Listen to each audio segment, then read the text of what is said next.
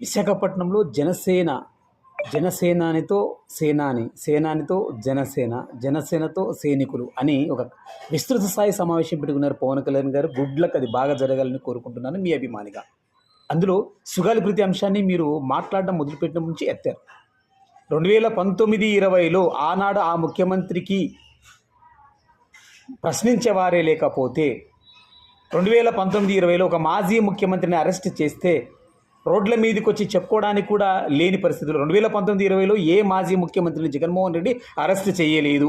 ఈ ఫీడ్బ్యాక్ కూడా పవన్ కళ్యాణ్ గారు మీకు చాలా తప్పుగా ఇచ్చారు. కొంచెం మంచిగా చూసుకొని మాట్లాడాలి. నెంబర్ 2, 2019-2020 అంటే జగన్ ముఖ్యమంత్రి అయ్యాక సుగాలి ప్రీతి ఇన్సిడెంట్ జరగల. 2017 ఆగస్టులో జరిగింది. మీ నాయకుడు మీకు 21 సీట్లు ఇచ్చి మిమ్మల్ని గెలిపించిన మీ తెలుగుదేశం పార్టీ అధినేత మీ పొత్తులోకి వచ్చిన వారి పొత్తులోకి మీరు పోయిన సిబిఎన్ గారే ముఖ్యమంత్రి.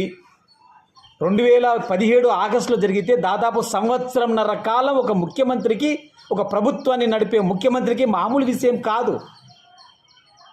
అందులో సెంట్రల్లో పలుకుబడి ఉన్న వ్యక్తి, ఢిల్లీ కోటలను బద్దలు కొట్టే శక్తి ఉన్న ఒక మంచి విజనరీ లీడర్ సిబిఎన్ గారు.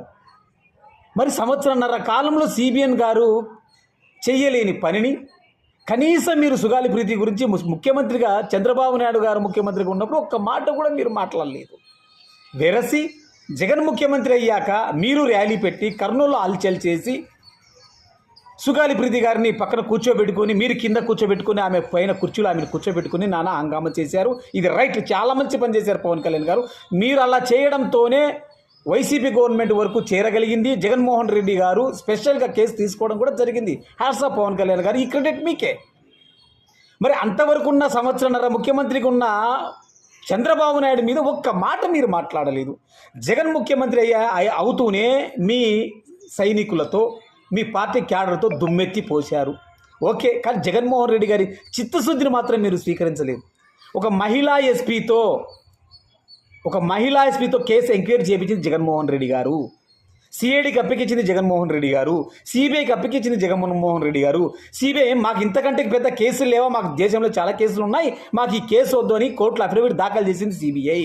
మళ్ళీ జగన్మోహన్ రెడ్డి గారి ప్రభుత్వమే కల్పించుకొని హైకోర్టు తలుపు తట్టి, సార్ సెన్సిటివ్ కేసు సార్, సిబిఐకి అప్పగించాల్సిందే అని పట్టి హైకోర్టులో దాఖలు చేసి అఫిడవిట్ దాఖలు చేసి సిబిఐని తల వంచి సిబిఐకి కేసు అప్పగించింది కూడా జగన్మోహన్ రెడ్డి గారే. 5 ఎకరాల భూమి ఇచ్చింది జగన్మోహన్ రెడ్డి గారే. ఉద్యోగం ఇచ్చింది జగన్మోహన్ రెడ్డి గారే. ఆర్థిక స్వావలంబన కల్పించింది జగన్మోహన్ రెడ్డి గారి ప్రభుత్వమే. సరే, ఇంత చేసిన జగన్మోహన్ రెడ్డిని కేవలం మీరు నమ్మిన, మీకు ప్యాకేజ్ ఇచ్చే అనే ఆరోపణలు ఎదుర్కొంటున్న సిబిఎన్ గారిని ఒక్క మాట కూడా అనుకోపోవడం